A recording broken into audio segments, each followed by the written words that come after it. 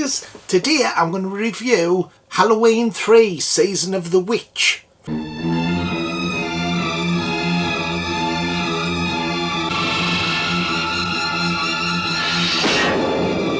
Halloween 3 Season of the Witch. Halloween 3 Season of the Witch came out in 1982. It was written and directed by Lee Wallace and produced by John Carpenter and Debra Hill, who were the creators of parts 1 and 2. Nigel Neal wrote the script, but it was rewrote by Lee Wallace. And this is the only film not to feature Michael Myers in the series. The filmmakers planned to do lots of standalone films based on Halloween, so they weren't going to use the character of Michael Myers in other films. So the films were all going to be set during Halloween but have individual stories.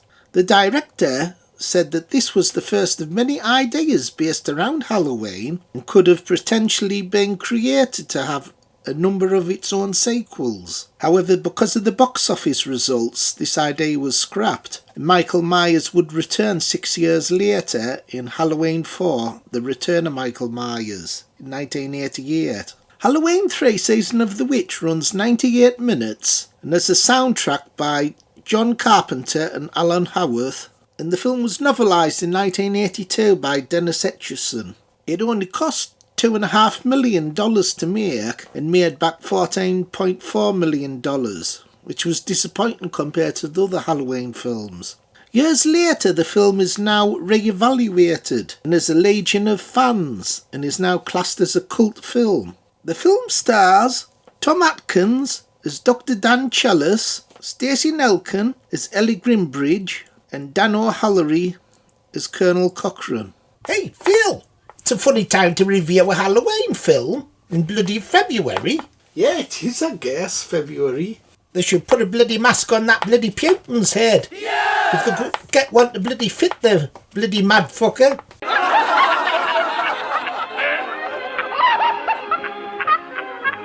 So maybe this film should have been called Season of the Witch, because Michael Myers isn't in the film. That's why this film was badly received, because it's not like a Halloween film. This film's all about kind of like witchcraft and magical powers. It's a really wacky plot. This guy called Colonel Cochrane, he pinched a piece of Stonehenge and he's chipping bits off and putting them in these badges to put on masks. And at a certain time during Halloween, he's going to like destroy all the children and kind of, I don't know, take over the world or something. Totally wacky plot. It's a very underrated sequel. It's the most original of the Halloween films. And I like the idea of doing a series of films based on Halloween. Not Michael Myers, but kind of like a Halloween theme. And we're going to do all unusual films, but because this film did badly, they stopped it.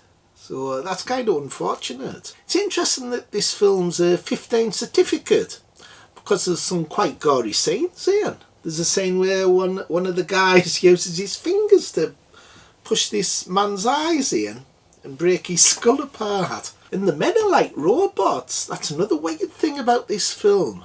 The villain of the piece is Colonel Cochrane. He's inventing robots, like henchmen, to do his deadly deeds. So a bizarre film, this. And there's scenes where the kids have masks on, and all these weird snakes and stuff, beetles and spiders come out of the masks and kill them. So I can't understand how that can happen.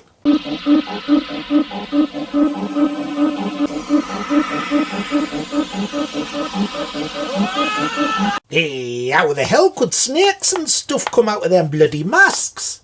Load of bloody bollocks.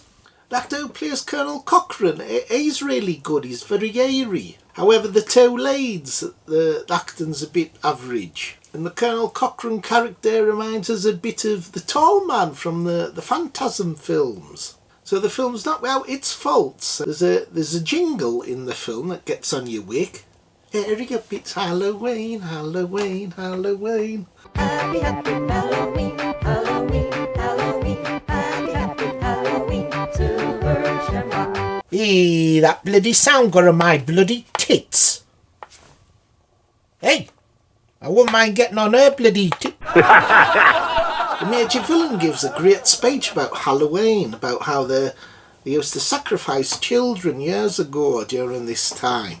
The barriers will be down between the real and the unreal, and the dead might be looking in. And this character kind of represents the elite, because there's a conspiracy theory that people in high power are still doing witchcraft and ceremonies involving children. So you'll get celebrities or politicians or people in power. So that's a conspiracy theory. It might not be true. The ending of the film's weird as well. The villain, it's hard to judge if he's human or not, because at the end of the film these beams hit him. Face changes, so maybe he's sort of like a supernatural being.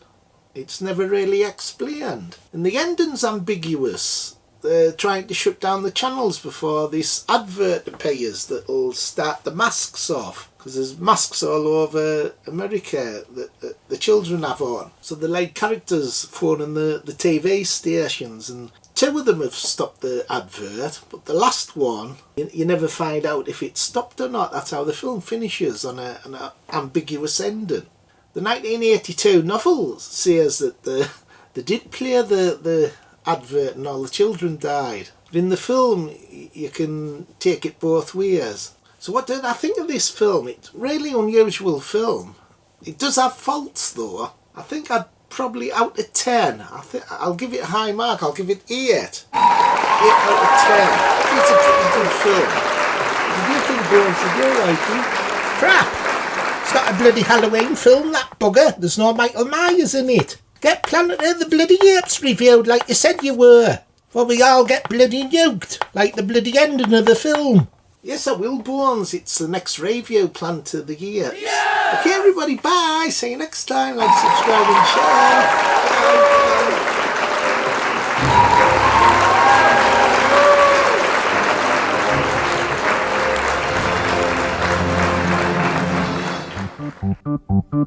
Bye. Happy, happy Halloween.